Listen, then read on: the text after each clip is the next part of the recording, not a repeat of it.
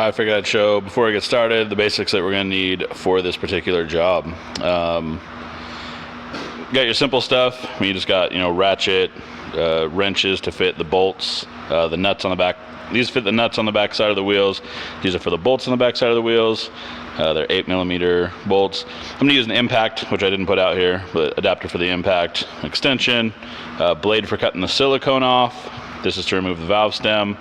You definitely want a tape measure so you can measure front and rear barrels. I usually do it, just take notes basically, so I'll actually go over in just a second and show you guys how I do those notes. Caulking gun and some silicone for when we go to seal them up, and that's it. I'll go show you these notes real quick.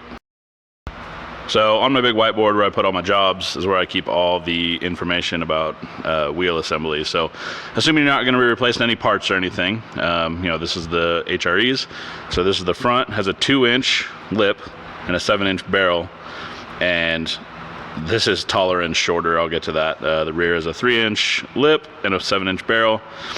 And when I say taller or shorter, I mean when you lay it down on the mounting pad, whichever one is taller is the taller. So in this case, it's the front. They sometimes are the same. Usually they're different, especially on a staggered setup. So that's the way I do it. You're under no obligation to do it that way, but you get the idea.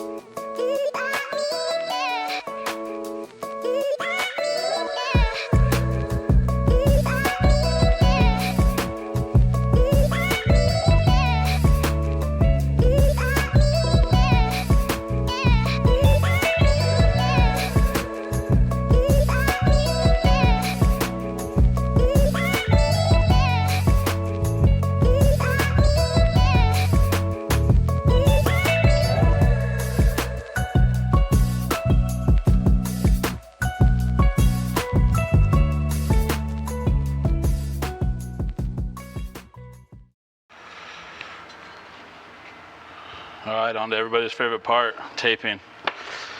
We throw in tape over the back pad and then the hub bore here, like usual, and then we also got to put some bolts. These are threaded.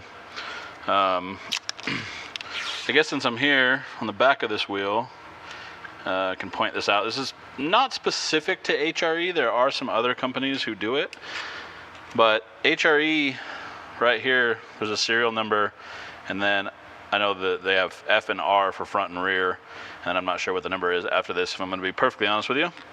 But they, if you ever need to order parts from HRE, they're going to want that number. They have some variations in some of their lips and barrels. Center caps, not so much anymore. They used to have a couple of variants, and all of that information is contained within the serial number that you have here. I've heard, and I don't know if this is true because I've never had to try it, I've heard that HRE won't sell you parts without that number. I don't know if it's for fear of you're not going to get the right part and then you're going to blame them, or they're trying to have like some sort of situation where they're only selling their parts to authentic HRE owners or something along those lines. But we'll get this back pad taped off, like I said, and do that bore. And we throw these in. These are going a color called Stealth Charcoal, which is like a matte gunmetal gray. Look at the flake in it. It's got a huge flake, but it's also in a matte finish, so I'm not sure how much that actually ends up showing up. I think it says the gloss range is like 7 to 10%, which is, well, 7 to 10 gloss units, which is sort of a percentage.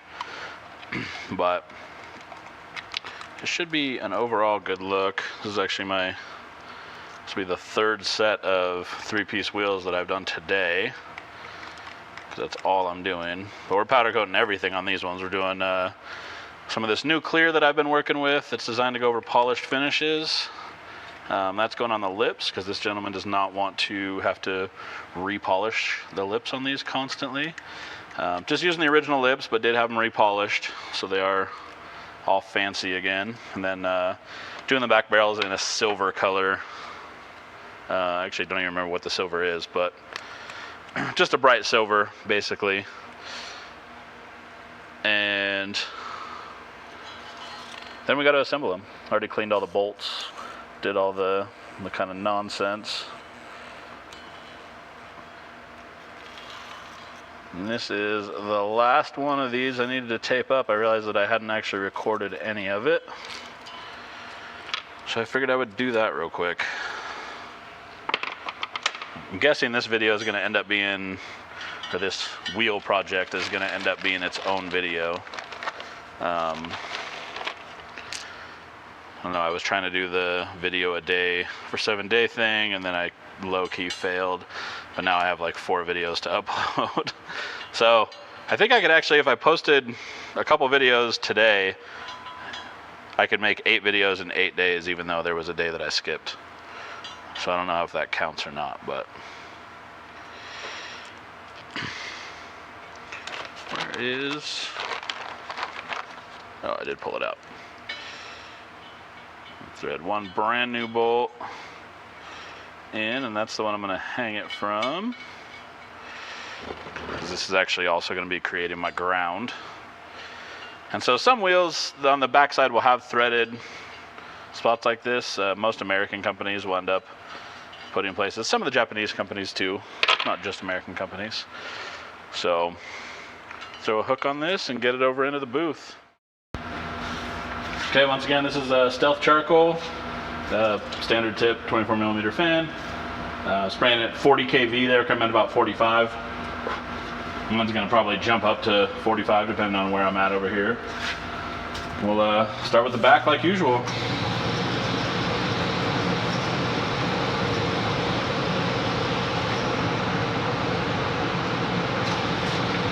Stop for a second, I didn't hit record. It's been real awkward.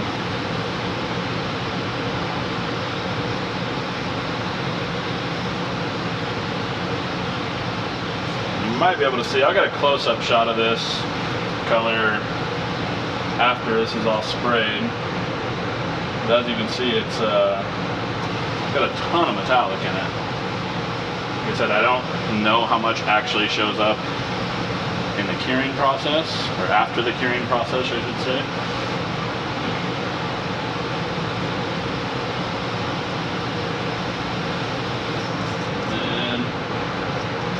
This air down a little bit.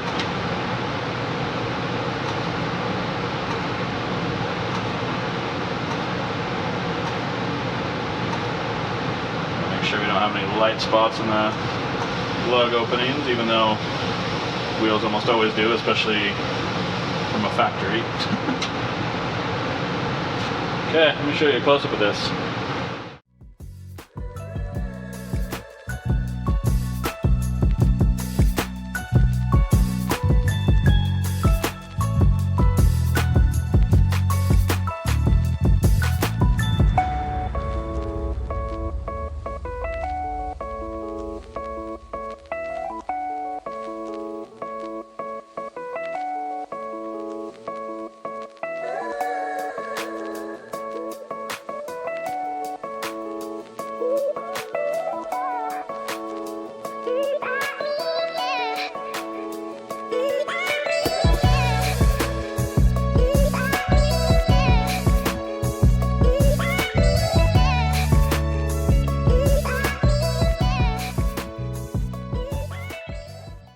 Alright, figured I'd show you guys real quick before assembling these. On HRE wheels, Asantis, there's a bunch of American companies who do this. On the valve stem hole, the hole the valve stem will actually run through on the face, there is, this hole is bigger for a reason. So what you want to do is make sure the valve stem is going to line up with that on your lip and barrel.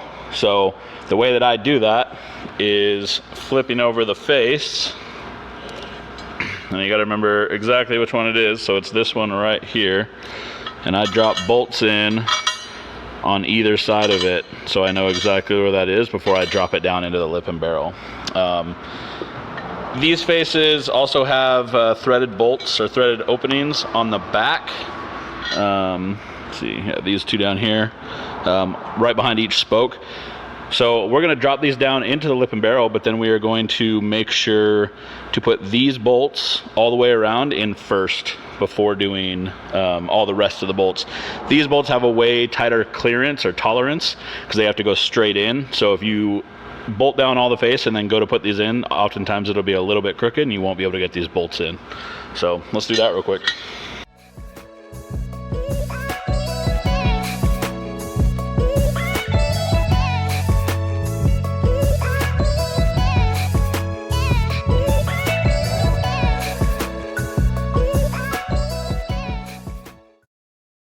All right, last step is silicone. Gonna throw the silicone on the last one of these, tighten up the last one of these bolts, and I don't know, be ready for the customer.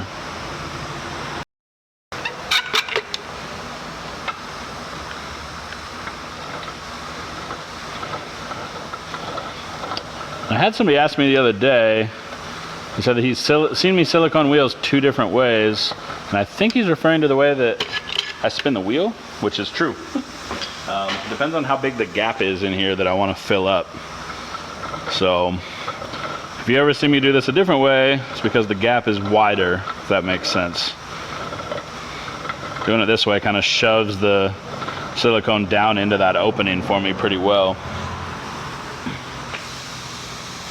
Go ahead and use the squeegee. Get all the extra silicone off of here.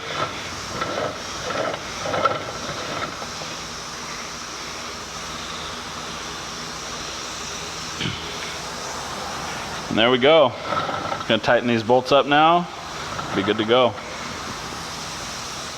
I should go over this real quick, just since we're here.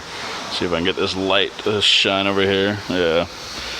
So this is basically what you should have left when you silicone. Like, this should be the look that you end up with. It shouldn't be gops of silicone out here all gross. It should be a nice clean line the whole way around this thing.